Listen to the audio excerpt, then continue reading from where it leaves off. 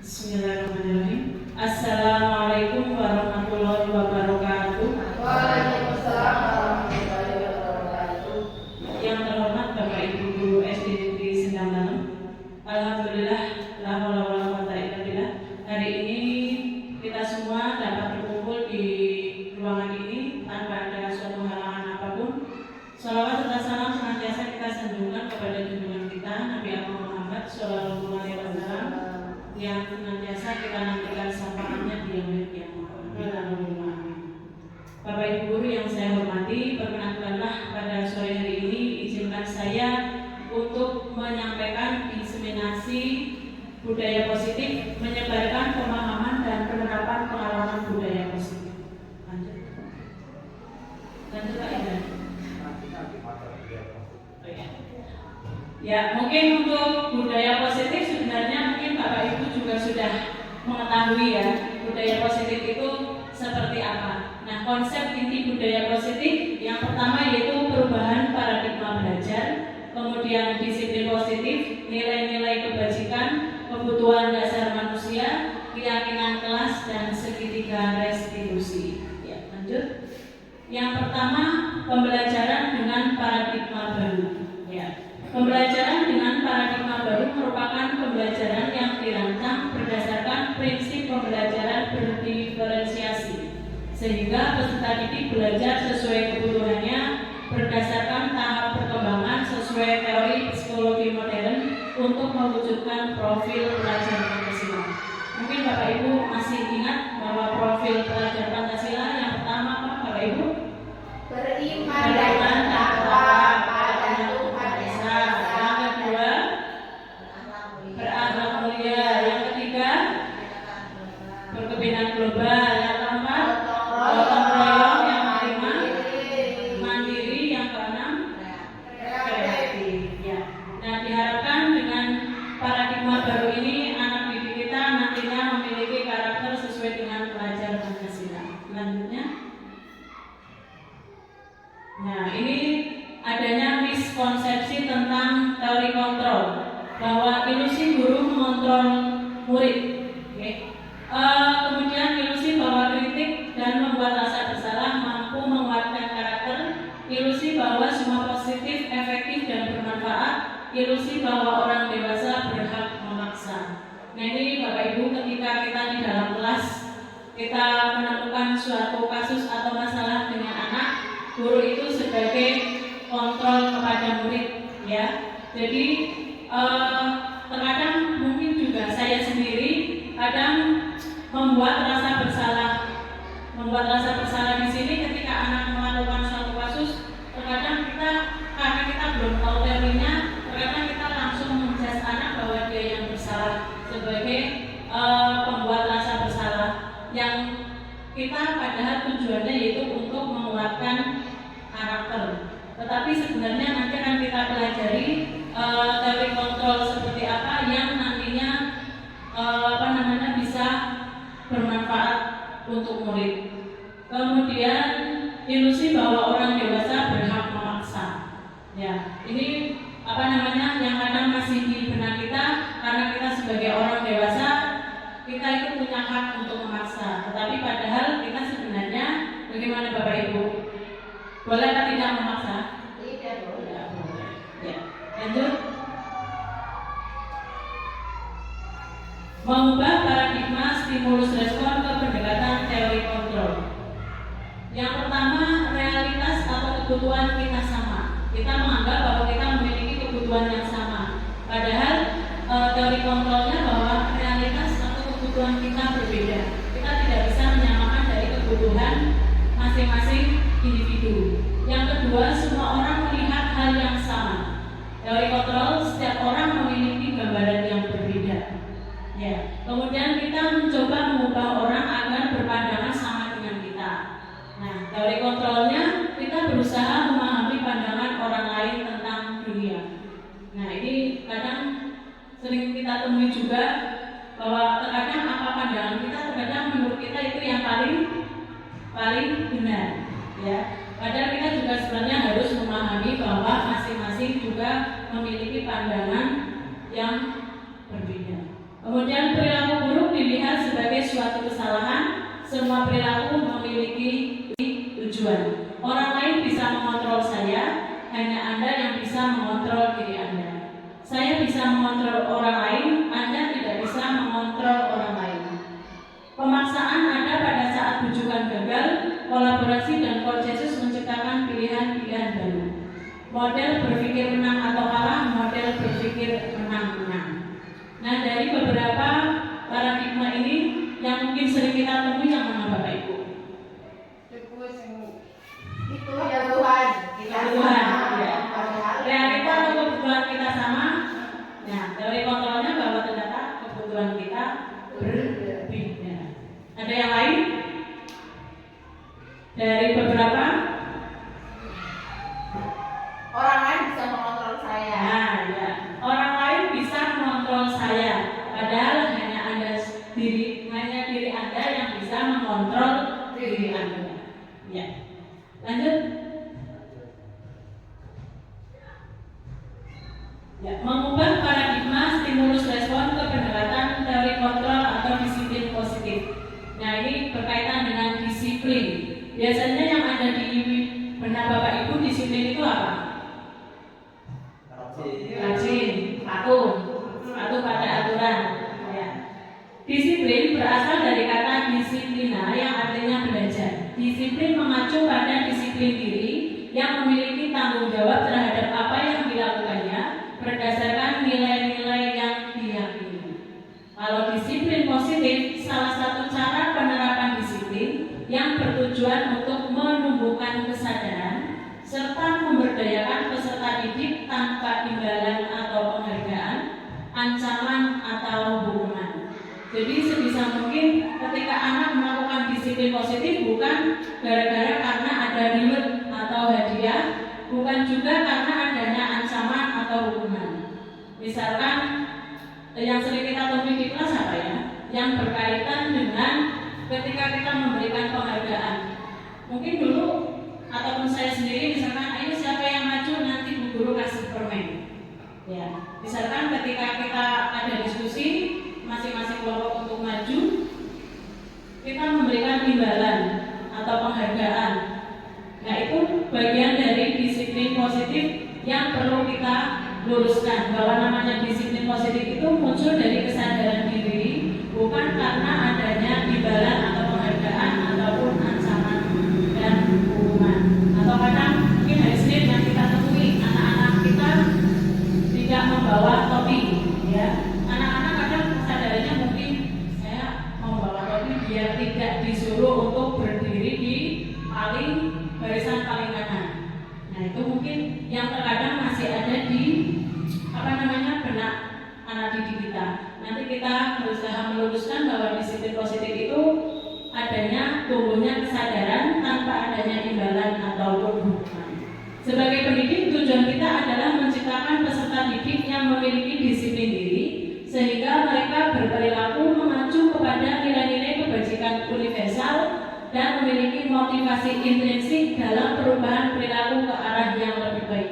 Jadi diharapkan kesadaran anak itu tumbuh dari dalam diri mereka, bukan karena orang lain, bukan tadi karena adanya ribet. Oke, lanjut. Nah, dari disiplin positif yang kita terapkan itu nanti bisa mengandung nilai-nilai kebajikan. Apa itu nilai yang disepakati bersama lepas dari suku bangsa, agama, bahasa maupun latar belakangnya. Di sini untuk profil pelajar Pancasila tadi sudah Bapak Ibu sebutkan tadi. Kemudian untuk IPO primary years di situ ada toleransi, rasa hormat, integritas, mandiri, menghargai, antusias, empati, keingin-tahuan, kreativitas, kerjasama, percaya diri, dan komitmen. Diharapkan dari disiplin positif itu nantinya mampu menumbuhkan karakter pada diri anak, yaitu toleransi, rasa hormat, mandiri. Kemudian untuk keterampilan hidup dapat dipercaya, lurus hati, pendengar yang aktif, tidak merendahkan orang lain, dan memberikan yang terbaik dari diri. Nah, dari masing-masing keterampilan ini nanti bisa seiring sejalan dengan disiplin positif akan membawa nilai-nilai kebajikan yang nantinya bisa bermanfaat bagi anak didik kita. Selanjutnya, ya, kebutuhan dasar manusia. Nah, kebutuhan ini Bapak Ibu semuanya memiliki kebutuhan. Apa sih itu kebutuhan dasar manusia? Ya, kebutuhan dasar manusia adalah segala sesuatu yang kita lakukan untuk mendapatkan apa yang kita inginkan. Seluruh tindakan yang kita lakukan memiliki tujuan tertentu dan semua usaha terbaik yang dilakukan adalah dalam rangka agar kebutuhan dasar kita terpenuhi dengan baik. Kebutuhan dasar manusia, terutama kebutuhan Bapak Ibu sudah tercukupi semuanya? Iya. Sudah. Lanjut, apa sih kebutuhan dasar manusia? Ya, ternyata ada 5 kebutuhan dasar manusia. Yang paling pokok, ya, yang pertama kebutuhan bertahan hidup. Ada makan, pakaian, tempat tinggal, keamanan, kesehatan. Nah, kemudian kebutuhan kasih sayang dan rasa diterima. Ini bisa dari rasa diterima, dipedulikan, berbagi, kerjasama, dan menjadi bagian dalam kelompok. Kemudian kekuasaan, harga diri, keinginan untuk dianggap, memimpin, berprestasi, diakui, dan didengar. Kemudian untuk kebebasan, mandiri, memiliki pilihan, mencoba hal baru, mampu mengendalikan arah dirinya. Sedangkan kesenangan, bermain, humor, antusias, tertawa. Nah, ketika kita di dalam kelas, ketika kita mengajar dengan anak didik kita harus paham apa sih dari kebutuhan dari masing-masing anak. Ketika ada beberapa anak yang mungkin melakukan suatu kesalahan atau mungkin pernah melakukan suatu kasus, misalnya kebiasaan setiap hari membawa bekal. Nah, ada salah satu anak yang tidak membawa bekal. Kemudian dia meminta dengan temannya yang membawa bekal. Kira-kira anak yang tidak membawa bekal itu karena dia meminta dengan temannya tidak terima, nanti menimbulkan keributan, Bapak Ibu. Berarti anak yang tadi membuat keributan dengan meminta makanan dari temannya, dia ingin memenuhi kebutuhan dasar manusia yang mana? Dia meminta makan kepada temannya. Kekuasaan dan Oh iya, bisa dua.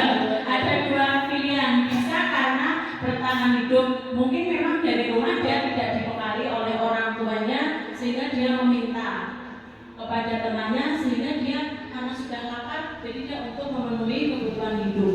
Kalau untuk kekuasaan mungkin biar dia dianggap oleh teman-temannya dia yang paling berkuasa, dia yang paling hebat. Jadi ketika ada anak yang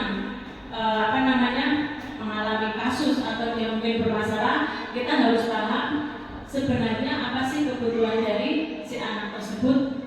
Dari kelima itu nanti kita bisa mengidentifikasi mereka membutuhkan kebutuhan dasar manusia yang seperti apa. Kalau di SD kita, di SD sedang dalam, mungkin bagi yang orang tuanya mungkin terpisah dengan anaknya karena merantau dan mencari pekerjaan, mungkin rata-rata kebutuhan dasar yang ada, ya, kasih sayang dan rasa diterima. Kadang contohnya Pak Mus baru berangkat sudah dilendoti putra putrinya, ya, karena mungkin dia di rumah tidak memiliki sosok seperti Pak Mus ayahnya karena bekerja di perantauan. Jadi dia membutuhkan rasa kasih sayang dan rasa diterima. Begitu juga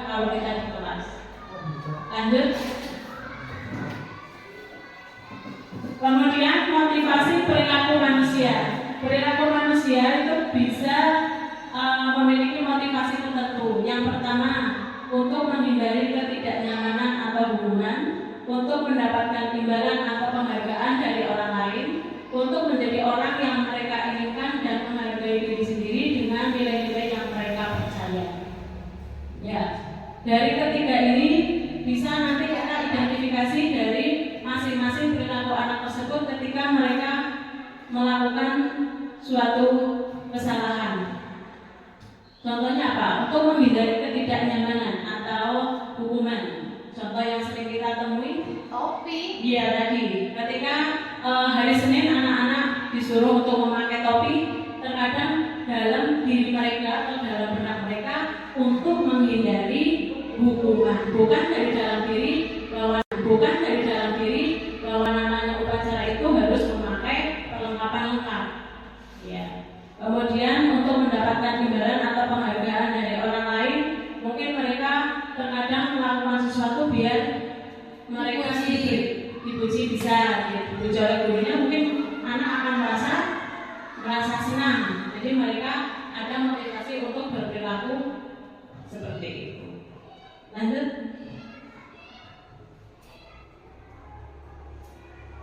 Nah, di sini ketika anak berperilaku itu nanti bisa satu berupa hukuman, bisa konsekuensi dan restitusi. Ketika kita menemui anak yang mungkin bermasalah, kemudian kita memberikan suatu hukuman, nah di situ hukumannya biasanya tidak terencana atau tiba-tiba. Pernah melakukannya Bapak Ibu? Pernah. Misalkan tidak membawa buku. Nah, terkadang saya sendiri pun tidak membawa buku, kadang secara spontan, secara tiba-tiba silakan keluar dari kelas dikerjakan misalkan. Kemudian kalau hukuman, murid tidak tahu apa yang akan terjadi atau tidak dilibatkan. Kemudian bersifat satu arah dan berupa hukuman fisik atau psikis. Dengan kita memberikan hukuman tadi bisa berpengaruh kepada fisik maupun psikis pada anak. Untuk itu kita harus lebih berhati-hati ketika kita menemui anak dan kita memberi hukuman, harus melihat efek kepada anak. Kalau mungkin psikis, mungkin nanti dia akan bagaimana? Kalau psikis berarti mungkin dia akan merasa malu, tidak nyaman. Nah kalau fisik ini mungkin jarang ya, sudah jarang kita temui. Kalau zaman dulu mungkin silakan lari lapangan 2 kali, yang mungkin membuat anak harapannya biar bisa seperti itu. Kemudian kalau konsekuensi itu sudah terencana atau disepakati. Ya. Kalau untuk konsekuensi ini bisa terencana atau disepakati. Jadi ketika contoh yang paling mudah tadi memakai topi tanpa kita perintah, karena sudah tahu konsekuensinya. Ketika anak tidak memakai topi, tidak memakai dasi, mereka secara kesadaran karena sudah tahu konsekuensinya, mereka akan baris di barisan yang paling barat seperti itu. Itu kalau konsekuensi terencana atau disepakati. Murid tetap dibuat tidak nyaman dengan adanya konsekuensi, walaupun sudah disepakati, terkadang mereka mungkin di barisan terpisah dari teman-temannya, di paling barat. Nah itu mungkin bisa membuat anak merasa tidak nyaman. Sikap guru selalu memonitor murid. Nah ini Bapak Ibu guru biasanya selalu mengecek, memonitor bagi yang tidak berpakaian atribut lengkap, sudah secara otomatis karena sudah konsekuensinya, ya seperti itu. Kemudian untuk restitusi, proses menciptakan kondisi bagi murid untuk memperbaiki kesalahan dan proses kolaboratif yang mengajarkan murid untuk mencari solusi sendiri. Nah ini yang untuk restitusi, ini juga pelajaran baru bagi saya, menciptakan kondisi bagi murid untuk memperbaiki kesalahan. Nah mari nanti ketika kita menemui, kita ciptakan kondisi bagi murid untuk memperbaiki kesalahan. Ketika mungkin mereka melakukan kesalahan, sebagai contoh kecil saja, di kelas apa ya? Mungkin tidak membawa buku misalkan. Nah untuk memperbaiki kesalahannya, kita menanyakan kepada anak, dengan kamu tidak membawa buku, nah ini bagaimana agar kamu tetap bisa mengikuti pelajaran. Jadi kita memberikan perbaikan kepada anak, bagaimana anak bisa tetap melakukan sesuatu hal yang mungkin tadinya tidak mereka tidak mereka tepati. Kemudian proses kolaboratif yang mengajarkan murid untuk mencari solusi sendiri. Nah itu. Jadi ketika kita menemui anak yang mungkin melakukan kesalahan, kita meminta anak untuk mencari solusi. Bagaimana pemecahan masalah dengan hal tertentu yang membuat anak bisa memperbaiki kesalahannya. Lanjut. Nah ini menarik ini. 5 posisi kontrol guru. Di sini ada 5. Ada penghukum, pembuat rasa bersalah, ada sebagai teman, sebagai pemantau, dan sebagai manajer. Kira-kira Bapak Ibu, kita seringnya di bagian yang mana ini? Posisi kontrol yang mana? Pembuat rasa bersalah, apa sebagai teman? Pemantau. Nah, ternyata dari masing-masing 5 posisi ini nanti bisa kita lihat seperti apa sih, sikap seperti apa yang sesuai dengan 5 posisi kontrol guru. Coba Pak Indra bawa. Nah ini contoh penerapan 5 posisi kontrol guru. Di sini kasusnya siswa tidak memakai topi saat upacara bendera. Kalau kita sebagai penghukum itu biasanya langsung hormat pada bendera selama 1 jam. Ya, jadi tidak ada negosiasi, tidak ada kolaborasi atau tidak. Kita tidak menanyakan penyebabnya apa kamu tidak memakai topi, langsung ujuk-ujuk. Atau mungkin di kelas saya tidak membawa buku Pak, silakan keluar. Nah itu dikatakan sebagai penghukum. Kemudian untuk membuat rasa bersalah, berapa kali ibu bapak guru memberitahu kamu selalu saja mengecewakan ibu bapak guru. Nah ini lebih di atasnya penghukum. Di situ membuat rasa bersalah anak atau murid anak didik kita itu seolah-olah dia sebagai pembuat rasa bersalah. Ya. Kemudian kalau sebagai teman, biasanya kata-kata yang digunakan lebih halus. Ayo dong ikuti aturan sekolah. Tolong bantu ibu ya. Sekali ini ya sudah tidak apa-apa. Lain kali jangan buat seperti ini lagi ya. Nah, dari penghukum, pembuat rasa bersalah, dan teman, bagaimana? Pernahkah Bapak Ibu mungkin melakukan yang mungkin sebagai teman? Pernah. Ya. Kemudian kalau sebagai pemantau, kamu sudah melanggar peraturan sekolah, kamu tahu konsekuensinya. Setelah upacara kamu beri atributnya ke koperasi dan jangan diulangi lagi. Nah ini kalau sebagai pemantau. Kalau sebagai manajer, apakah kamu tahu kesalahanmu? Kira-kira bagaimana kamu memperbaiki kesalahanmu? Nah, dari kelima posisi ini, mari Bapak Ibu bersama-sama. Dari kelima ini yang kita harapkan kita itu sebagai manajer. Jadi kita menanyakan penyebab dari si anak ketika dia melakukan kesalahan dan kita memberikan opsi atau pilihan atau mungkin malah bisa menanyakan bagaimana cara untuk memperbaiki dari kesalahan yang mereka lakukan. Ya. Yang paling bagus itu sebagai manajer. Ya, lanjut. Oke. Nah, di sini ada pernyataan atau kalimat, nanti kita tentukan 5 posisi kontrol yang mana. Dari kalimat saya kecewa sekali dengan kamu. Berarti yang mana Bapak Ibu? Penghukumkah? Rasa bersalah? Oh iya, rasa bersalah. Kamu tidak pernah benar melakukannya? Penghukum. Ayolah, lakukan demi saya ya. Teman. Iya, sebagai teman. Apakah kamu mau mendapatkan stiker bintang hari ini? Pemantau. Iya. Apakah kamu mau mendapatkan stiker bintang hari ini? Ya, ini sebagai pemantau. Kemudian bagaimana kamu bisa menyelesaikan masalah ini? Manajer. Jadi kalau manajer kita memberikan kesempatan kepada anak bagaimana cara dia untuk bisa memperbaiki kesalahannya. Lanjut. Kamu selalu yang paling terakhir. Kamu selalu yang paling terakhir. Penghukum, rasa bersalah? Kamu selalu yang paling terakhir. Penghukum atau rasa bersalah?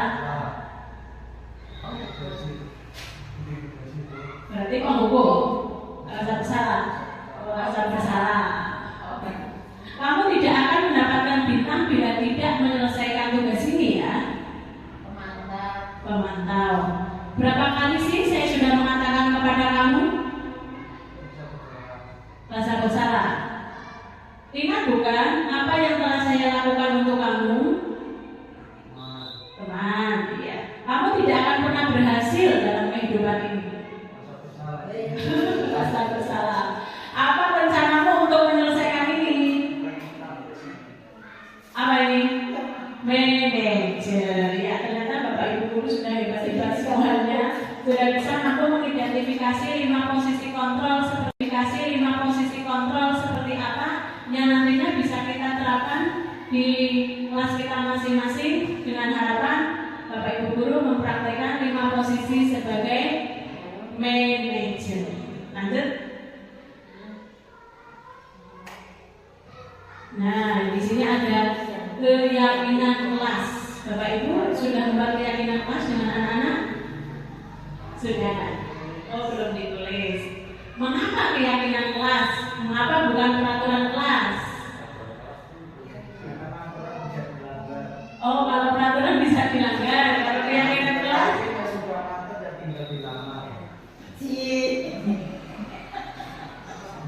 Tidak. Ada yang lain? Kalau keyakinan kelas berarti yang membuat keyakinan siapa ini Bapak Ibu?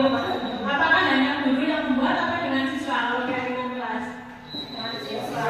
Iya, jadi kesepakatan atau persetujuan antara guru dengan siswa. Kalau peraturan kelas, apa bedanya keyakinan kelas dengan peraturan kelas? Kalau peraturan gurunya Bu. Kalau peraturan itu yang menciptakan atau yang membuat gurunya. Kalau keyakinan kelas dibuat bersama-sama antara guru dengan siswa. Ya, sudah bisa bedakan nih Bapak Ibu. Lanjut. Ya, untuk pembentukan keyakinan kelas, yang pertama bersifat abstrak berupa pernyataan universal, dibuat dalam pernyataan positif, kemudian sedikit saja agar mudah diingat kalimatnya. Kemudian sesuai dengan kondisi kelas atau sekolah sehingga mudah diterapkan. Semua warga sekolah atau warga kelas dilibatkan saat membuat keyakinan kelas. Nah, keyakinan kelas yang sudah Bapak Ibu buat sudah kan sesuai dengan ketentuan dalam pembentukan keyakinan kelas? Ya, lumayan lah. Sudah sesuai ya. Dibuat dalam pernyataan positif. Jadi kalau bisa kalimatnya berupa kalimat yang positif. Jangan diawali misalkan kata dilarang, kemudian tidak boleh, jangan ya. Tapi gunakanlah pernyataan yang positif. Ya, lanjut. Nah ini segitiga restitusi. Apa ini? Mungkin hal baru terkait dengan apa itu segitiga restitusi. Segitiga restitusi merupakan suatu proses dialog yang dijalankan oleh guru agar dapat menghasilkan murid yang mandiri dan bertanggung jawab. Nah, dari praktek segitiga restitusi ini diharapkan ketika anak melakukan kesalahan, mereka memiliki rasa yang bertanggung jawab terhadap kesalahan yang mereka lakukan. Di sini ada tahapan segitiga restitusi. Yang pertama menstabilkan identitas, kemudian validasi tindakan yang salah dan menanyakan keyakinan. Menstabilkan identitas biasanya ketika kita menemui suatu permasalahan diawali dari kata, kalau mungkin biasanya belum, saya pun sebenarnya juga masih latihan ya, menstabilkan identitas. Contohnya seperti ini misalkan, kalau misalkan masih salah nanti bisa dikoreksi Bapak Ibu. Menstabilkan identitas, Bu Guru tahu semua orang itu memiliki kesalahan, termasuk Bu Guru juga pernah berbuat salah. Tetapi biasanya kesalahan itu pasti ada penyebabnya. Ya. Kemudian setelah menstabilkan identitas, validasi tindakan yang salah. Misalkan murid kita melakukan kesalahan apa ya? Yang mungkin sering kita temui. Tidak mengerjakan PR. Oh iya, tidak mengerjakan PR. Nah, nanti bisa kita tanyakan, mengapa kamu tidak mengerjakan PR? Jangan langsung dijudge, anak langsung diberi hukuman, tetapi kita validasi tindakannya dulu. Kita tanyakan penyebab kenapa dia tidak mengerjakan PR. Kemudian menanyakan keyakinan. Misalkan di kelas kita sudah dibuat kesepakatan kelas atau keyakinan kelas bahwa semua anak mengerjakan tugas. Tetapi masih ditemui ada beberapa anak yang belum mengerjakan tugas. Berarti kita tanyakan, keyakinan kelas kita apa? Oh ya, keyakinan kelas kita bahwa semua anak harus mengerjakan tugas.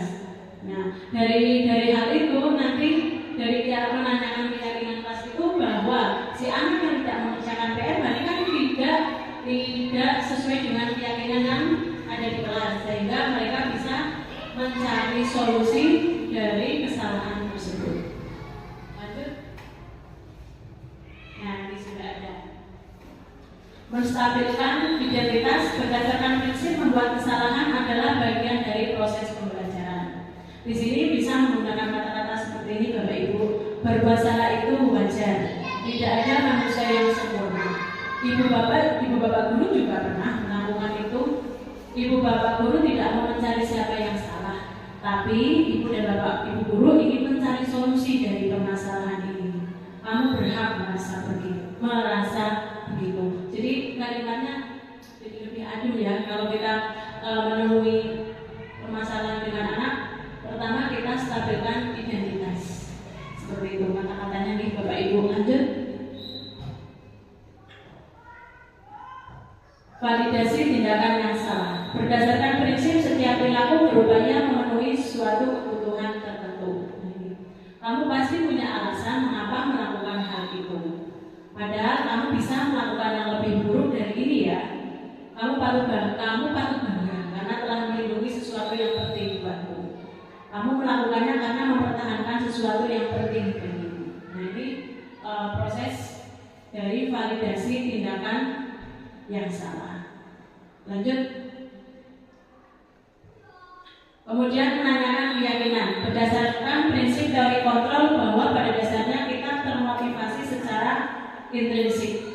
Apa keyakinan kelas kita? Nilai-nilai apa yang telah disepakati bersama? Seperti apa gambaran sebuah kelas? Seperti apa gambaran sebuah kelas yang ideal menurut kamu? Kamu ingin menjadi orang yang seperti apa? Nah, ini dari menanyakan keyakinan. Lanjut. Nah, ini contoh penerapan segitiga restitusi. Bisa dimulai Pak? Tidak ya? Mungkin tidak bisa dari ada nggak ya Pak? Berarti di itu videonya di mana ya sebentar?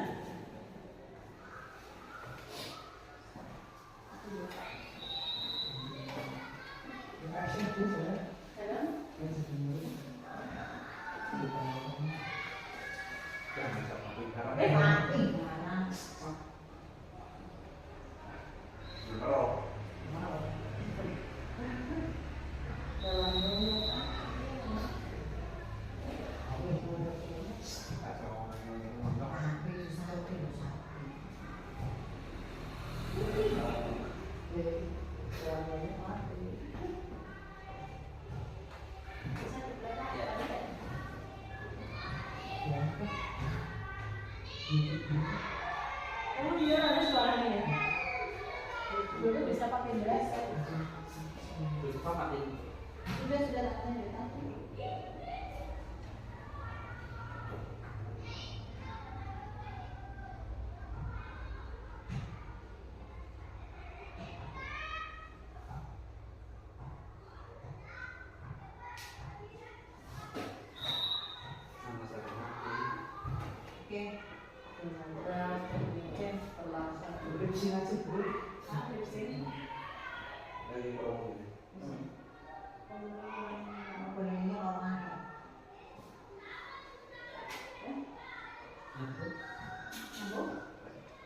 Sekarang divisi apa?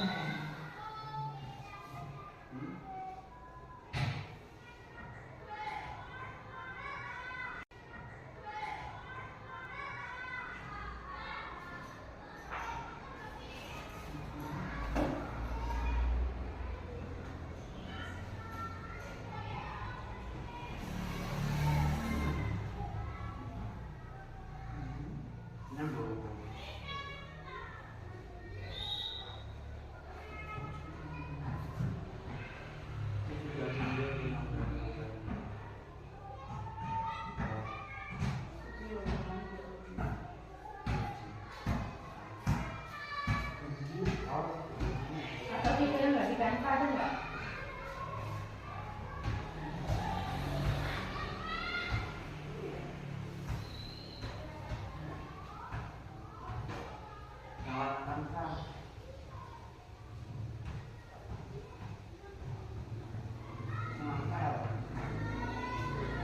Oh bisa dibahas tuh. Iya.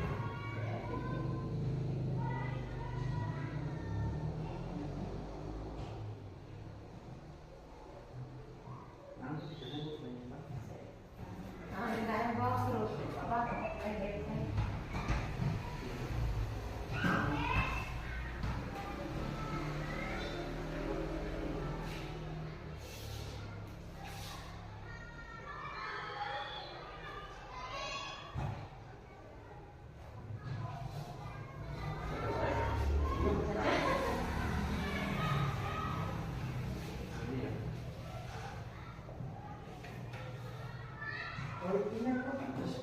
Apa?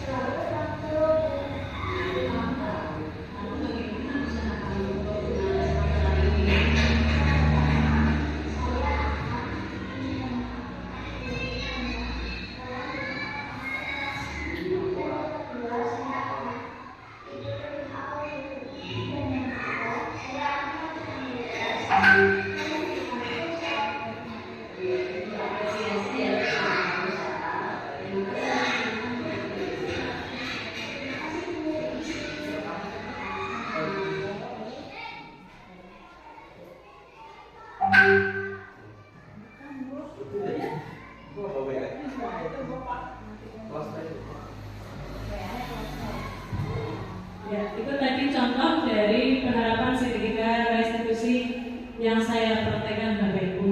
Mungkin nanti bisa Bapak Ibu praktekkan juga dengan anak didik kita, bagaimana cara kita menyelesaikan suatu permasalahan. Cukup satu saja berarti ya, satu saja. Ya. Kemudian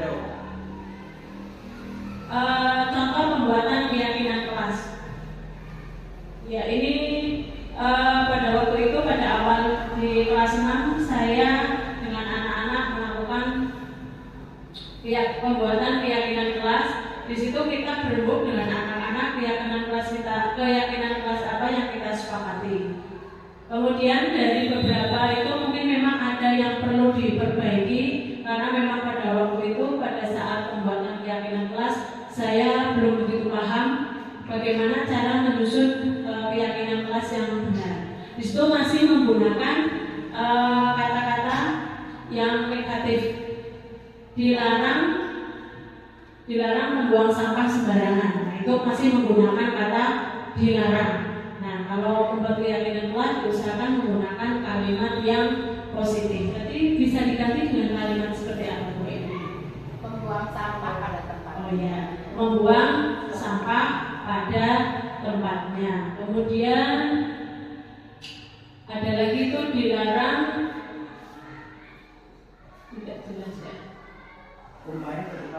Oh iya, dilarang bermain ketika guru sedang menjelaskan. Ya, jadi ketika kita menjelaskan, anak-anak dilarang untuk bermain. Itu masih menggunakan kalimat yang negatif, dilarang. Berarti diganti dengan kalimat seperti apa, Bapak Ibu? Memperhatikan penjelasan dosen. Memperhatikan penjelasan guru saat guru mengajar atau saat guru menjelaskan. Oke. Itu terkait dengan contoh pembuatan keyakinan kelas. Sebenarnya kalau sudah kita sepakati, kemudian kita tulis menggunakan kertas yang lebih besar, nanti bisa kita tanda tangani bersama, tanda tangan kita dengan anak didik kita sebagai bentuk sebagai bentuk persetujuan bahwa Bapak Ibu guru dengan anak didik kita itu sudah sepakat dengan keyakinan kelas yang kita buat, dan dengan harapan masing-masing dari anak didik kita bisa melaksanakan keyakinan kelas yang sudah kita sepakati. Lanjut.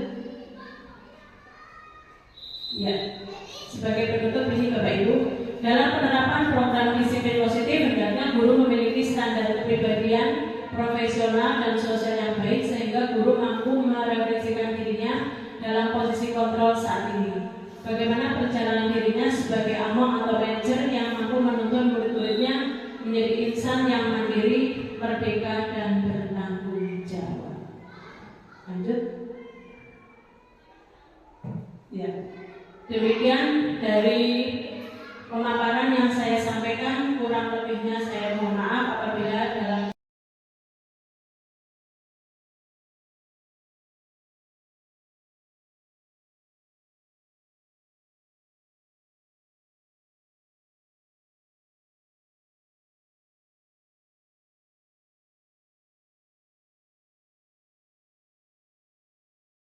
Assalamualaikum. Waalaikumsalam. Safa, sini masuk. Silakan duduk. Safa, kamu tahu mengapa guru ceritakan ke sini? Mungkin berkaitan dengan tugas. Tapi kamu kemarin masuk kan? Ya, kemarin saya masuk, tetapi saya lupa untuk menerima tugas. Ya, tidak apa-apa. Guru juga pernah melakukan kesalahan, tetapi kesalahan itu pasti ada penyebabnya. Kira-kira mengapa kamu tidak mengerjakan tugas? Kemarin saya capek, terus malamnya saya sekolah TikTok. Akhirnya saya di sekolah karena ngantuk. Oh, masih ingat dengan keyakinan kelas kita? Masih Kalau masih ingat keyakinan kelas yang mana? selalu tetap ceroboh. Nah, itu kamu tahu. Lalu bagaimana usaha kamu untuk mengatasi masalah ini? Yang pertama, saya akan meminta maaf kepada guru karena telah lupa melaksanakan tugas. Dan yang kedua, saya akan tidur lebih awal dulu. Dan yang ketiga, saya akan melaksanakan tugas dan menentukan besok. Ya, guru apresiasi ya usaha kamu saat. Terima kasih. Silakan kalau sudah istirahat. Terima kasih Bu. Permisi. Ya, sama-sama. Assalamualaikum. Waalaikumsalam, Vina. Ayo masuk, silakan. Vina, kamu tahu mengapa guru panggil ke sini? Mungkin berkaitan dengan pengamatan saya Bu. Ya benar. Tadi kamu tidak ikut senam ya? Iya Bu, saya dari sekolah. Ya, setiap orang pasti pernah mengalami kesalahan, termasuk Putri. Tapi pasti ada alasannya. Mengapa kamu tadi tidak mengikuti senam? Saya baru kesiangan Bu, karena malamnya saya menjadi dalam. Ya, saya baru kesiangan Bu. Kamu masih ingat dengan kelas kita? Masih Bu. Lalu kalau masih ingat, kira-kira apa yang kamu lakukan sesuai dengan keyakinan kelas kita belum? Belum Bu. Keyakinan kelas yang mana? Selalu disiplin terus. Ya, berarti apa usaha kamu untuk mengatasi masalah ini? Yang pertama, saya akan tidur lebih awal lagi. Yang kedua, saya akan memasang alarm. Yang ketiga,